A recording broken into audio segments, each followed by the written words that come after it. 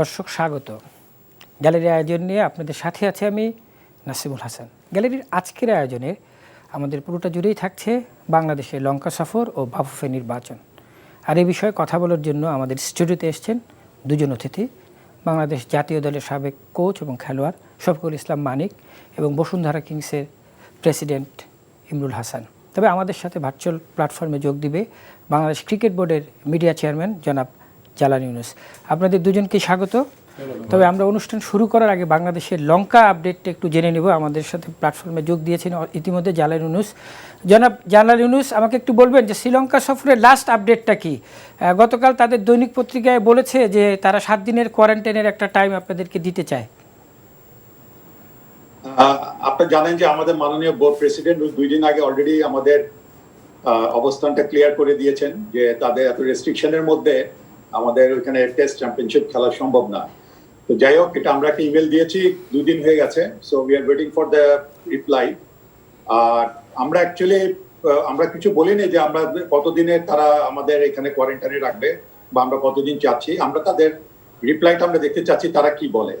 তো আশা করি দেখা যাক, হয়তো তারা হয়তো ঠিক করেছে হয়তো 7 দিন বা 7 দিনের কম অথবা বেশি, এটা আমরা এখনো অফিসিয়ালি জানতে পারি নাই। তো মেবি উইদিন 2 ডেজ আমরা হয়তো রিপ্লাই পেয়ে যাব। বাট আমরা লঙ্কান সাংবাদিকদের সাথে কথা বলেছিলাম, তারা বেশ পজিটিভ এই ট্যুরটা নিয়ে। মানে বিসিবি কি এই সংকেতটা পাচ্ছে? হ্যাঁ, আমরা তো উই ওয়্যার অলওয়েজ পজিটিভ। আমরা আগেও পজিটিভ ছিলাম, এখনো পজিটিভ। কারণ আমরা ট্যুর করার জন্য আপনারা জানেন যে আমাদের ন্যাশনাল টিম প্র্যাকটিস করছে ইন্ডিভিজুয়ালি, এখন কম্বাইন করছে ফর দ্য লাস্ট 1 মান্থ। আমাদের সব সাপোর্ট স্টাফ চলে এসেছে। We are quite serious about the series এবং ট্যুরটা হবে, সেই ধরনের প্রস্তুতি আমরা নিচ্ছি, এখন নিয়ে যাচ্ছি। এবং সবকিছু পজিটিভ থাকলে ডেফিনেটলি আমরা এই ট্যুর করব। না, অফিশিয়ালি আপনাদের কাছে এই মুহূর্তে কি তথ্য আছে শ্রীলঙ্কা ক্রিকেট বোর্ডের পক্ষ থেকে? বা কতটুকু অফিশিয়ালি এখন পর্যন্ত কোনো রিপ্লাই পাইনি। We are waiting for that. বাংলাদেশের করোনার জন্য দীর্ঘ একটা বিরতি দিয়েছে ক্রিকেটাররা। যদি লঙ্কা সফরটা নাই হয়, তাদের বিকল্প পথ কি আছে তাদেরকে মাঠে নামানোর? এটা তো অলরেডি আমাদের বোর্ড প্রেসিডেন্ট উনি বলেছেন যে যদি আমরা সফরটা যদি নাও হয়ে থাকে, তাহলে আমরা এই গ্যাপে আমরা ডেফিনেটলি আমরা কিছু ডোমেস্টিক ক্রিকেট আছে আমাদের হাতে। তো হয়তো এমনও হতে পারে যে ওয়ার্ম আপটা শুরু হতে পারে কোনো একটা T20 টুর্নামেন্ট দিয়ে, অথবা আমাদের হাতে ঢাকা প্রিমিয়ার লিগ আছে, ন্যাশনাল ফার্স্ট ক্লাস, আমাদের ন্যাশনাল লিগ আছে ফার্স্ট ক্লাস, যেটা আমাদের টুর্নামেন্ট, এগুলো আমাদের ক্যালেন্ডারে আছে। তা আমরা চেষ্টা করবো এই ক্যালেন্ডারগুলো ফলো করার জন্য। বাট এখনো আমরা স্পেসিফিক্যালি বলতে পারছি না যে কোন টুর্নামেন্টটা দিয়ে আমি শুরু করবো। বাট ডেফিনেটলি যদি এটা ফল করে এই সিরিজটা, তাহলে আমরা ডোমেস্টিক টুর্নামেন্ট শুরু করব।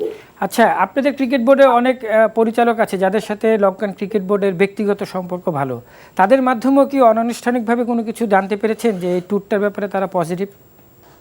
না, ইনফ্যাক্ট কিন্তু আপনার এটা কোনো ব্যক্তিগত সম্পর্কের না, ওদের একটা পলিসির ব্যাপার। ওদের একটা টাস্ক ফোর্স আছে এই কোভিড-19 কে হ্যান্ডেল করার জন্য। আপনারা জানেন যে ওরা খুব সাকসেসফুল, কোভিডটাকে ওরা কন্ট্রোলে রেখেছে।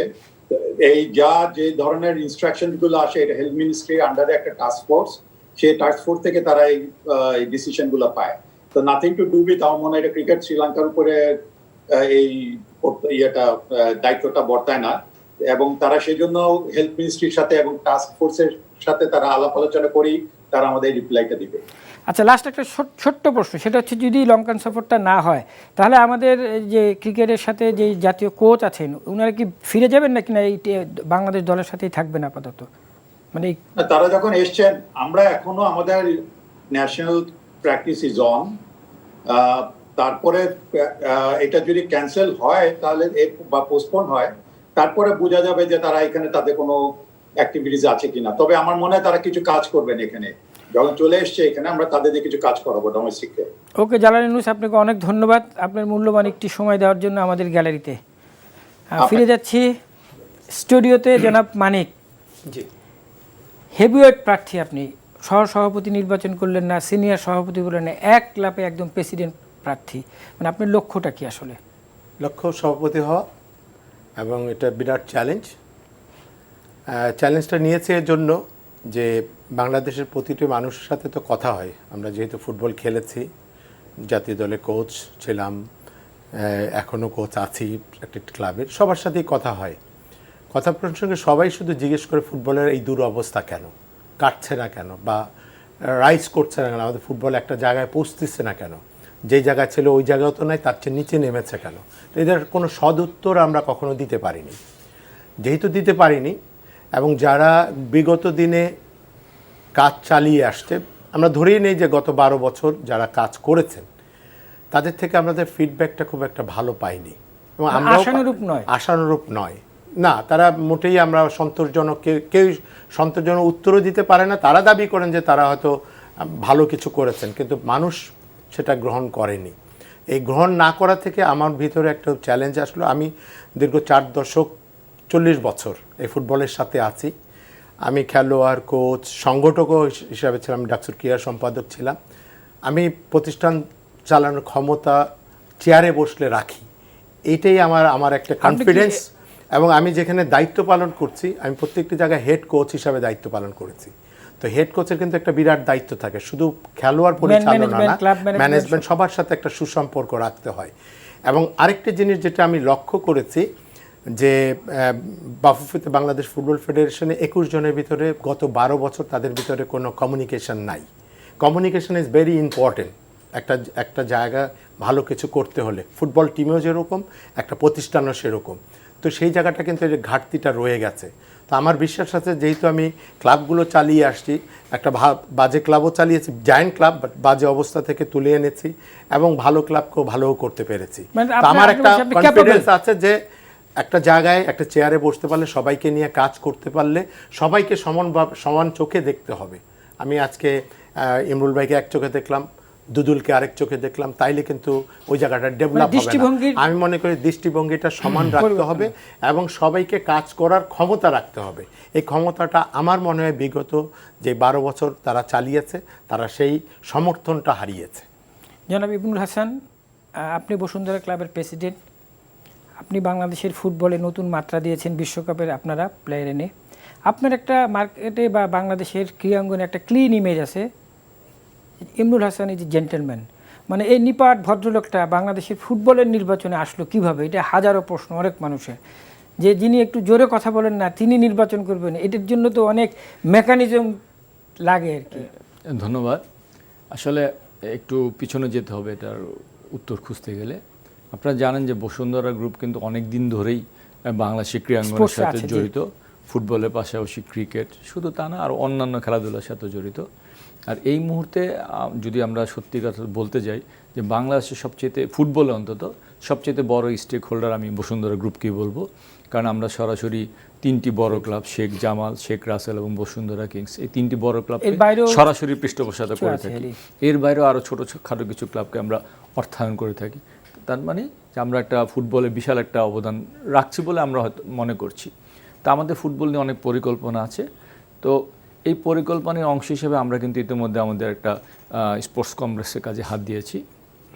তো আমরা যাই করছি এটা নিজস্ব বলয় থেকে করছি, কিন্তু আরও যদি বৃহৎ পরিসরে কিছু করার চিন্তা ভাবনা করতে যাই বা করতে চেষ্টা করছি, বা আমাদের পরিকল্পনা যা আছে তা করতে গেলে কিন্তু আপনাকে ক্ষমতার পাশাপাশি আসতে হবে, ক্ষমতার কাছাকাছি বসতে হবে। কারণ আপনি যদি চেয়ারে না বসেন তাহলে কিন্তু আপনাকে বিভিন্ন ধরনের প্রতিবন্ধকতার সম্মুখীন হতেই হবে। সেই সমস্ত প্রতিবন্ধকগুলো যেন সহজে আমরা ওভারকাম করতে পারি, সেই জন্য আসলে আমরা কিন্তু আপনার বাজারে যে মূল্যায়ন, নিপাট ভদ্রলোক, উনি বললো 12 বছর কাজ হয়নি, বা ওই জায়গায় কাজ করতে গেলে একটু জোরে কথা বলতে হয়। আপনি তো কাকু এরকম অভ্যস্ত না, মানে আপনার জন্য আসলে কাজটা আসলে কাজের গতি থাকতে হয়। মানিক ভাই মনে হয় তাই বুঝিয়েছেন যে আসলে কথা বলা দিয়ে কিন্তু আপনি কাজ আদায় করতে পারবেন না। আপনি বরঞ্চ কাউকে ধমক দিয়ে কথা বলাচ্ছে, আপনি মাথায় হাত বুলে কিন্তু সেই কাজটা সহজে আদায় করতে পারবেন। এটা আমার মনে হয়। আপনি মনে করেন যে আপনি এই পোস্টের জন্য ক্যাপাবল? এখন আমি কিছুটা তো অবশ্যই মনে করি, না হলে হয়তো আমি নির্বাচন করতাম না। কিন্তু বাকিটা অবশ্য ভোটারদের, সম্মানিত ডেলিগেট যারা আছেন তারাই মূল্যায়ন করবেন যে আমরা আসলে এই জায়গায় আসার যোগ্য কিনা। কিরকম দেখছেন ভোটের বাজার? মানে আসলে যাদের সাথে কথা বলেছি সবাই ব্যাপারটাকে ইতিবাচকভাবেই দেখছেন। তো আমি এর বাইরে একটু কথা বলতে চাই, আসলে ভোটের ফলাফল নিয়ে আমি খুব একটা চিন্তিত নই। কারণ এই যে ভোট উপলক্ষে বা নির্বাচন উপলক্ষে বিভিন্ন জেলার কিংবা বিভাগের যে সমস্ত ডেলিগেট কিংবা ক্লাবের যারা ডেলিগেট আছেন তাদের সাথে আমাদের কথাবার্তা হচ্ছে, আমরা তাদের ধ্যান ধারণা, চিন্তা ভাবনার সাথে ওয়াকিবহাল হচ্ছি, তাদের ভাবনাগুলো জানতে পারছি।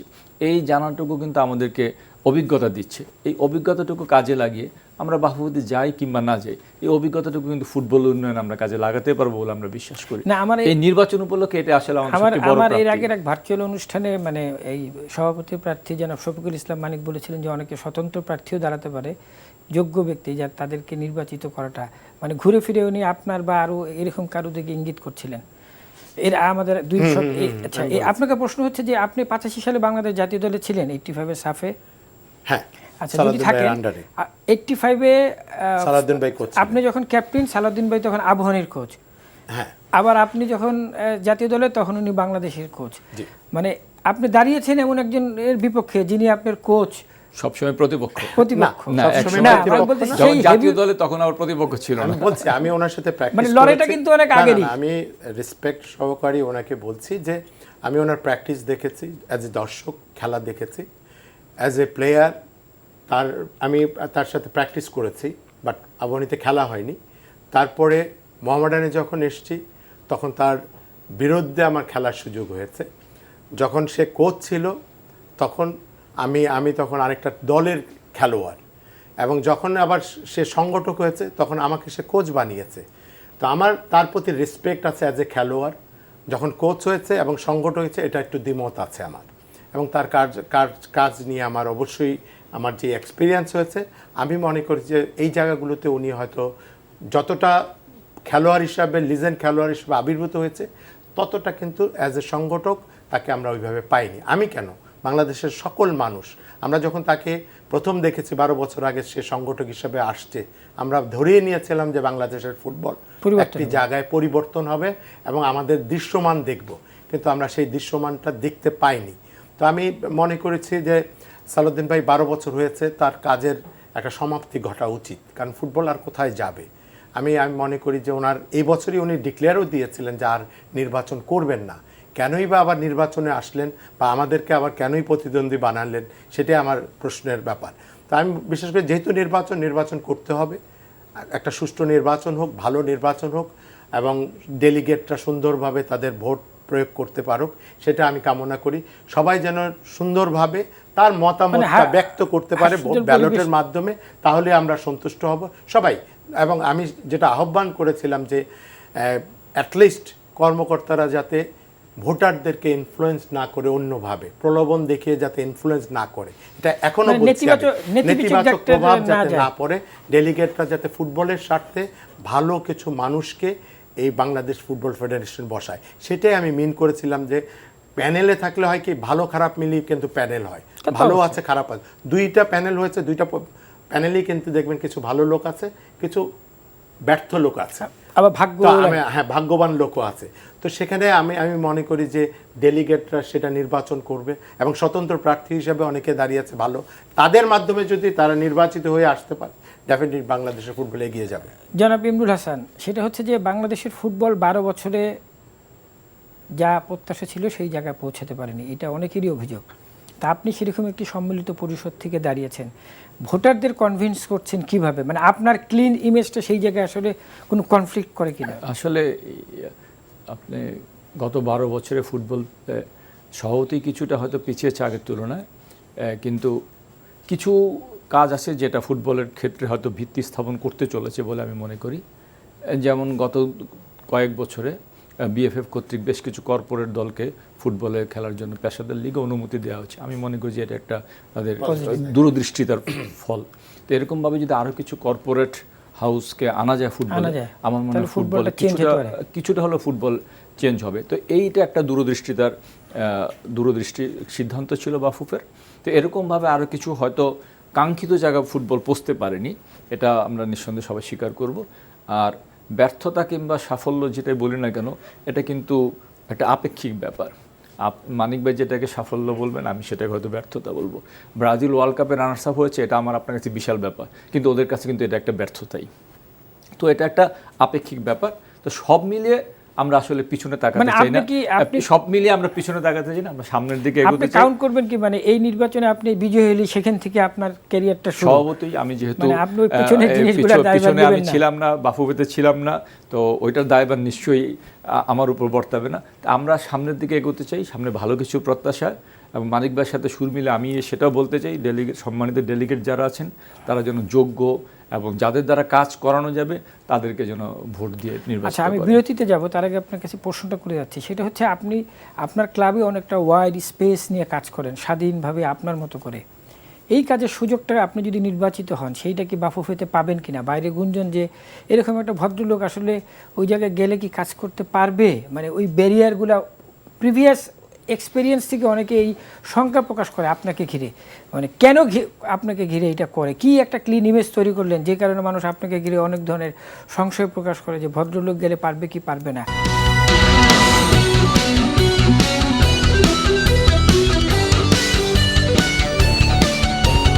আপনার কাছে যে প্রশ্নটা রেখে গিয়েছিলাম, কি যেন ছিল প্রশ্নটা ঠিক? যে এই 12 বছরে আপনার মতন একটা নিপাট ভদ্রলোক ওইখানে কাজ করার, মানে আপনি ক্লাবে যে এতটা ওয়াইড স্পেস নেন, স্বাধীনভাবে কাজ করেন, বাফুফেতে যদি নির্বাচিত হন ওই অতটা স্বাধীনভাবে কাজ করতে পারবেন কিনা বা দেওয়া হবে কিনা, মানে এখানে কোনো ব্যারিয়ার দেখতে পাবেন কিনা? আসলে আমরা আশাবাদী বলেই কিন্তু আমরা সম্মুখ পানে এগিয়ে চলছি। তো গত কয়েক বছর আপনারা দেখেছেন বসুন্ধরা কিংস শুরু থেকে আমাদের জন্ম কিন্তু খুব বেশি দিন হয়নি। আমরা 2016-তে ফাইনাল লিগ খেলেছি। তো প্রায় 3 বছরের ব্যবধানে আজ এই অবস্থানে। আজকে আমি বলবো যে এশিয়া ছাড়িয়েও ভিন্ন মহাদেশও বসুন্ধরা কিংসের নাম ছড়িয়ে পড়েছে। তো এটা নিশ্চয়ই আমাদের সাংগঠনিক দক্ষতার পাশাপাশি আমাদের মালিক পক্ষ যারা আছেন তাদের অনুপ্রেরণা উৎসাহের ফলে হয়েছে। আমাদের যে কর্পোরেট কালচার আছে সে সমস্ত তার আলোকে আমরা ক্লাবে কার্যক্রম পরিচালনা করে থাকি এবং যার ফলে আমাদের এই সাফল্যটুকু এসছে। তো আমরা 3 বছর বা 4 বছর ক্লাব চালাতে গিয়ে যে অভিজ্ঞতা পেয়েছি সেই অভিজ্ঞতা কী অংশ যদি আমি মনে করি যে বাফুফেতে প্রয়োগ করতে পারি তাহলে হয়তো বাফুফেতে একটা চেঞ্জ আনা সম্ভব, এটা আমি দৃঢ়ভাবে বিশ্বাস করি। তার মানে আপনি দর্শকদের আশ্বস্ত করতে পারেন যে বাংলাদেশের ফুটবল অনুরাগীরা যেই প্রত্যাশা করছে সেইটা আপনি পূরণ করতে পারবেন? আমি ব্যক্তিগতভাবে আসলে তেমন প্রতিশ্রুতি দিতে চাই না। আমরা আমাদের সর্বাত্মক চেষ্টা করে যাব এবং আমি আশাবাদী যদি চেষ্টা চালিয়ে যেতে পারি পরিবর্তন আসবেই। জনাব মানিক, আপনাদের 3 জন হেভিওয়েট প্রার্থী, মানিক একজন ডিফেন্ডার, বাদল রায় মিডফিল্ডার, আর লড়াইটা একটা স্ট্রাইকারের সাথে। আপনি মোহামেডানে থাকাকালীন আপনাকে নাসির হেজাজি অনেক স্ট্রাইকারকে আটকে রাখতে বলেছিল, আপনি সেই জায়গায় সফল। এই খেলায় আপনি কতটা সফল হতে পারেন? এটা আমি 3 জনের বলবো না, আলটিমেটলি তো 2 জনেরই, কারণ একজন উইথড্র করে নিয়েছেন, উনি অসুস্থ এবং অসুস্থতার কারণে ব্যালটে তার নাম থাকে। ব্যালটে এটা আনফরচুনেটলি সময়ের কারণে এটা হয়ে গেছে। উনি তো উইথড্র করেছে এবং এখনও উনি বলে যাচ্ছেন যে উনি পার্টিসিপেট করতে চায় নাই। এবং কাগজে কলমে হ্যাঁ, কাগজে কলমে তো অনেক কিছু থাকে, অনেক কিছু তারপর হয় না। তো আলটিমেটলি ধরেই নেই যে আমরা 2 জন প্রার্থী আছি।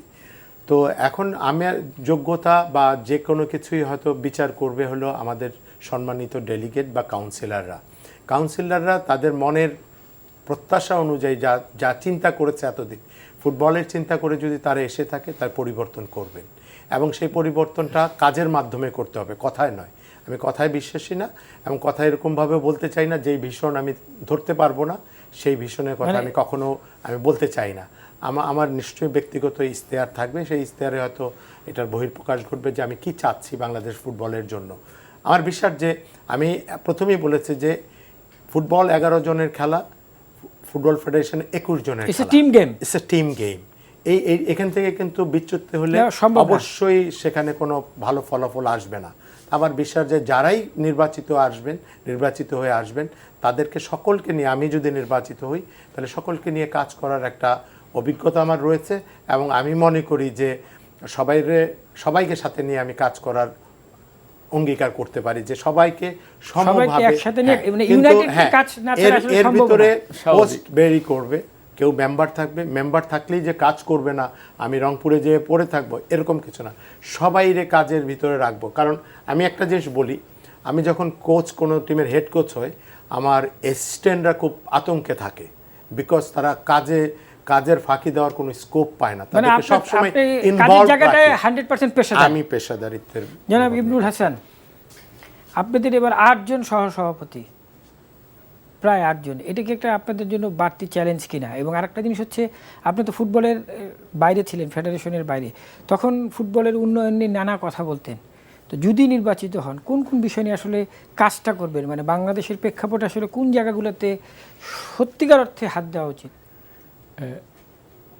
আমাদের ভাইস প্রেসিডেন্ট 8 জন পদপ্রার্থী, ভাইস প্রেসিডেন্ট নির্বাচিত হবে 4 জন, সকলেই আমি মনে করি সকলেই নির্বাচিত হওয়ার মতো যোগ্য এবং সকলেই ভালো ফুটবলের প্রতি একটা তাদের টান আছে বলেই, দরদ আছে বলে তারা এই অবস্থানে নির্বাচন করছেন। আমি যদি নির্বাচিত হতে পারি তা আমার ইচ্ছে আছে, অন্তত আমার ব্যক্তিগত ইচ্ছে যেটা, সেটা হচ্ছে আমি আসলে জেলা লিগগুলো নিয়ে কাজ করতে চাই। জেলা লিগ তৃণমূল পর্যায়ের ফুটবল থেকে একটু হাত দিবেন। কারণ কয়েক বছর ধরেই জেলা লিগগুলো একটু অনিয়মিত হয়ে আসছে, রেগুলার না, বিভিন্ন জায়গায় হয়তো কয়েক বছর ধরে লিগ হয় না। পাশাপাশি ঢাকার নিচের দিকের লিগগুলো নিয়ে আমি একটু কাজ করতে চাই, pioneer, third division, second division এগুলো নিয়ে। কারণ কি, জেলা লিগগুলো নিয়মিত না হলে আর প্রতিভা কিন্তু আপনার ঢাকা থেকে বের হবে না, বা ট্যালেন্ট কিন্তু বের হবে না।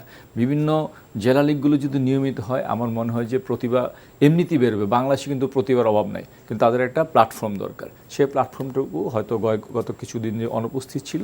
তো আমি মনে করি যে এই লিগগুলো যদি নিয়মিত করা যায়, বাংলাদেশের অন্তত খেলোয়াড় সংকট থাকবে না। বাট আপনাদের সভাপতি, মানে আপনার সম্মিলিত পরিষদে যিনি সভাপতি ক্যান্ডিডেট, তিনি আমার কাছে কিছুদিন আগে একটা ইন্টারভিউতে বলেছেন যে তিনি যদি পাশ করেন তাহলে তার যে কাজ সেটারই ধারাবাহিকতা তিনি রক্ষা করবেন, মানে তিনি এর সাথে এক্সট্রা কিছু মানে জুড়ে দিতে চান না যে এগুলা। এটা আসলে অতিরিক্ত কাজ এর মধ্যে পড়ে বলে আমি মনে করিনি। এটা একটা রেগুলারই কাজ, হয়তো কিছুটা গ্যাপ ছিল, অনিয়মিত ছিল, সেটাকে নিয়মিত করা। মানে বাংলাদেশের নারী ফুটবল গত 10 বছরে যতটা সাফল্য এনেছে, পুরুষ ফুটবল পারেনি। সেই জায়গায় আপনি কিভাবে ফুটবলটাকে উন্নয়ন? নারী ফুটবল তো এমনিতেই আমাদের এখানে তো না, ওয়ার্ল্ড ওয়াইডই কিছু দেশের জন্য অনেক পিছিয়ে ছিল, সেই জায়গাতে কাজ করার অনেক সুযোগ ছিল। এবং না, আমাদের নারী ফুটবল যারা কাজ করছেন তারা ওই জায়গাটাইতে ফোকাস করেছেন এবং সাকসেস পেয়েছে। এবং ন্যাশনাল টিমের আমাদের যে প্রেক্ষাপটগুলো আছে, ধারাবাহিক প্রেক্ষাপট থেকে আমি মনে করি যে ন্যাশনাল টিমে যারা যাচ্ছে তারা কিন্তু এখন পর্যন্ত ভালো, কারণ আমাদের অবকাঠামো বলে যে জাতীয় দলে আমাদের মেয়েরা যখন বয়স হয় তারা কিন্তু সেই অন্যান্য দেশের মেয়েদের বয়স যেরকম 25, 26, 27, 28 হলে তারা যতটা শক্ত সামর্থ্য থাকে, আমাদের মেয়েরা হয়তো ততটা পারে না বিভিন্ন কারণে। তারা একটা গরিব ফ্যামিলি থেকে আসে বা একটা রিচ ফ্যামিলি থেকে কয়টা মেয়ে খেলে। তো আমি মনে করি যে তাদের মানে যত উপরের দিকে যাচ্ছে তাদের পারফরমেন্সগুলো আস্তে আস্তে কমে যাচ্ছে। তো সেদিকে আমার মনে হয় যে নারী ফুটবলের ফোকাসটা ওদিকে আনা উচিত। এজ গ্রুপটা ইজ অল রাইট, তারা যেভাবে চালিয়ে যাচ্ছে আমি মনে করি দেশব্যাপী যেভাবে চালিয়ে যাচ্ছে এটা, কিন্তু এখন ফোকাসটা করতে হবে হলো জাতীয় দলকে নিয়ে। জাতীয় দলের মহিলা ফুটবলের রেজাল্ট ওভারঅল জাতীয় দলের সাকসেসটাই আমরা দেখব, একমত কিনা, মানে জাতীয় দলের সাকসেসটাই বড়। সব মিলিয়ে আসলে বয়সভিত্তিক দলের চাইতে জাতীয় দল যখন ভালো ফলাফল অর্জন করে, সেটা কিন্তু একটা ফুটবলের ফোকাসে আসে। তো জাতীয় দল যতদিন ফলাফল ভালো না করবে, আপনি মানে জাতীয় দলে বা দেশের ফুটবলের মানদণ্ডটা কিন্তু নির্ধারিত হয় জাতীয় দলের ফলাফলের উপর। কাজে জাতীয় দলের ফলাফল অবশ্যই ভালো হতে হবে। আচ্ছা, আপনি প্রথমবারের মতো সাহস করে নির্বাচন করছেন, কিন্তু দর্শকরা আপনাকে ভোট দিবে কেন? যদি ধরেন 139 জন ভোটারে অনেকে হয়তো আপনাকে নাও চিনতে পারে, এরকমও হতে পারে, কিন্তু আপনার পারফরমেন্সটা কি, মানে এই ব্যাপারে যদি বলেন যে না, আমরা ফুটবলে আপনারা এই কাণ্ডগুলো ঘটিয়েছেন, এই কারণে একটা ব্যালটে ভোট দিবে।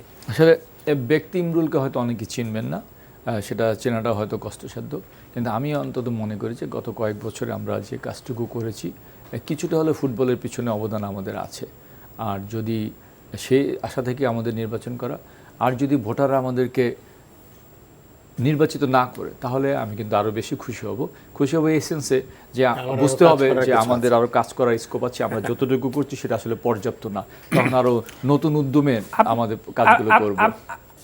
আপনারা বিশ্বকাপের ফুটবলার এনেছেন, আপনারা ড্যানিয়েল কলিনজেস এনেছেন, বারকোস এনেছেন, 2 জন ব্রাজিলের আনলেন এবং বসুন্ধরার AFC কাপের আয়োজন করলেন। সব কিছু মিলিয়ে আপনাদের কাজের ভিতরে একটা পেশাদারিত্ব ছিল।